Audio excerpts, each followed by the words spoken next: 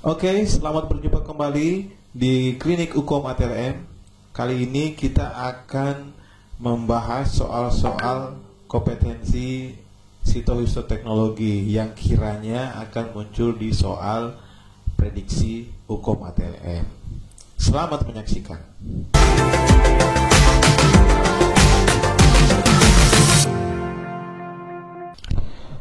Oke, bismillahirrahmanirrahim. Assalamualaikum warahmatullahi wabarakatuh.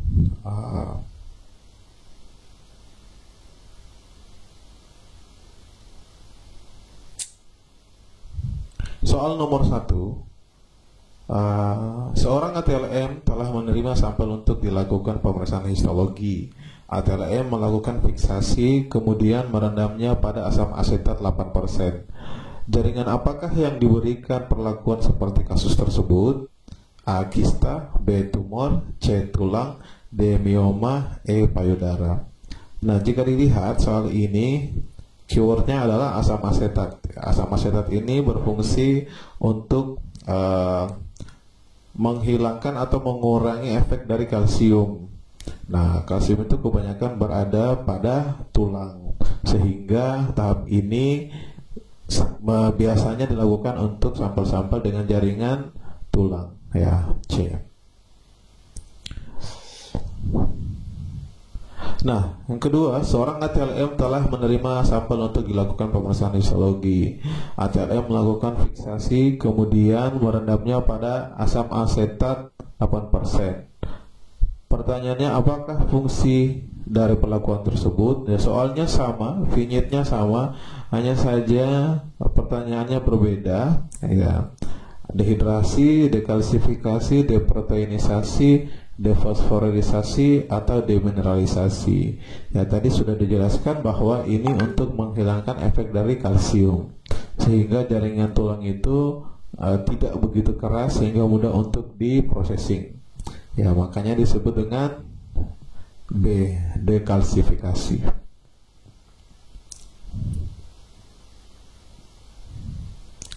Ya, soal nomor 3. Telah diterima jaringan kulit untuk dilakukan pemeriksaan keganasan. Jaringan tersebut dilakukan pemotongan untuk mengambil sampel yang representatif. Sampel yang representatif difiksasi, kemudian dilakukan teknik Landrum. Bagaimanakah ATLM melakukan teknik tersebut? Ya, teknik Landrum. Ya, kalau dilihat dari pilihannya, A itu bukan, itu karena ini adalah teknik fiksasi dengan formalin. Ya, B ini alkohol 90%, C direndam parafin, ini parafinisasi, direndam silol, ini clearing, ya, direndam pada asam asetat, ini teknik dekalsifikasi. Yang paling benar adalah B. Ya, dicuci dengan alkohol 90%, itu disebut dengan teknik Landrum. Ya. Nomor 4. Histoteknik merupakan rangkaian tahapan untuk membuat preparat histologi. Perendaman pada larutan silol selama 2 jam dan 2 kali perlakuan. Tahap apa yang terjadi pada proses tersebut? Ya, kalau dilihat, dehidrasi itu dengan alkohol, impregnansi, parafinisasi itu dengan parafin, pengecoran dengan parafin. Ya, yang benar adalah pembandingan atau clearing. Itu dilakukan dengan silol, karena silol punya kemampuan untuk melakukan pembersihan atau pembandingan atau menarik sisa-sisa dari alkohol dan cairan lain yang ada dalam sel. Itu disebut dengan pembandingan atau clearing, dibuat menjadi bening, ya.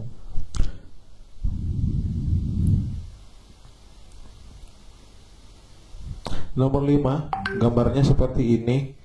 Ya, pertanyaannya, zat apa pada jaringan berwarna biru? Ya, tentunya eosin warna merah, GMSA warna ungu, bukan untuk mewarnai jaringan. GMSA lebih banyak kepada darah. Orange G bukan, itu untuk pap smear. Methylene blue juga bukan. Yang benar adalah hematoxylin, ya. Kalau warna merahnya itu eosin. Nah, gambarnya seperti ini. Warna pada sediaan terlalu biru. Ya, jadi kalau terlalu biru seperti ini harusnya sitoplasmanya ini berwarna merah. Tapi karena terlalu biru, mungkin karena zat warnanya terlalu banyak, zat warna hematoksilinnya terlalu lama dan terlalu banyak, sehingga terlalu biru. Makanya untuk mengurangi warna birunya itu dilakukan apa? Dilakukannya apakah asid alkohol rinse, formalin, bluing, sudan atau silol. Ya, yang benar adalah dicuci atau dibilas warna birunya dengan larutan yang bersifat asam, karena biru ini kecenderungan dia adalah yang bersifat basah sehingga bisa ditarik.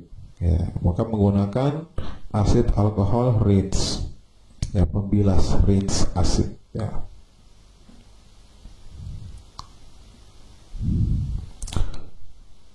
Soal ketujuh, untuk mendapatkan sampel jaringan yang baik, dilakukan pemilihan jaringan yang representatif melalui tahap pemotongan jaringan. Untuk memudahkan cara fiksasi menyerap sampai ke seluruh jaringan, diperlukan ukuran jaringan yang tepat. Berapa ukuran yang direkomendasikan? Ya, 1x1, 1x1,5, 1x2, 2x2 atau 2x1.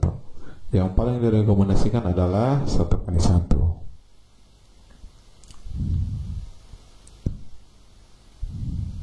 Ya, soal nomor 8, pembuatan preparat jaringan dengan pewarnaan HE. Terdapat beberapa tahap penting sehingga setiap tahapannya harus diperhatikan untuk menghasilkan warna preparat yang baik. Salah satu tahapannya yang berfungsi memberi warna cerah dan sebagai pelindung pengawal jaringan dari mikroba bakteri. Apakah nama tahapan pada proses tersebut? A. Deparafinisasi, B. Mounting, C. Dehidrasi, D. Rehidrasi, atau E. Clearing. Ya, kalau deparafinisasi itu adalah penghilangan parafin, pasti direndam dengan alkohol misalkan atau dengan silol misalkan. Kalau mounting itu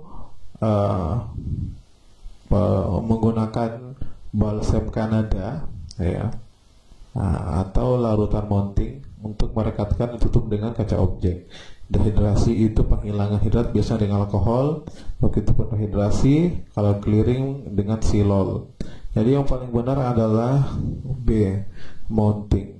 Ya, karena tahapan ini tahapannya dilakukan untuk membuat jaringan itu awet agar bisa ditutup dengan kaca objek sehingga bisa bertahan dan terhindar dari kontaminasi mikroba atau bakteri lain.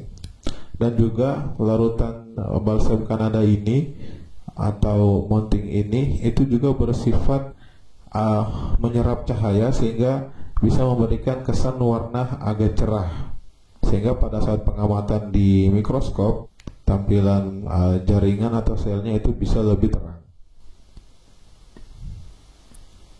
Nomor 9, pada pembuatan preparat jaringan terdapat 8 tahap penting sehingga setiap tahapannya harus diperhatikan, di mana salah satu tahapannya adalah clearing yang bertujuan untuk menghasilkan jaringan jernih dan transparan. Zat apakah yang sebaiknya digunakan pada tahap tersebut? Ya, ini sudah jelas ya, tadi sudah dibahas bahwa kalau clearing itu adalah silol.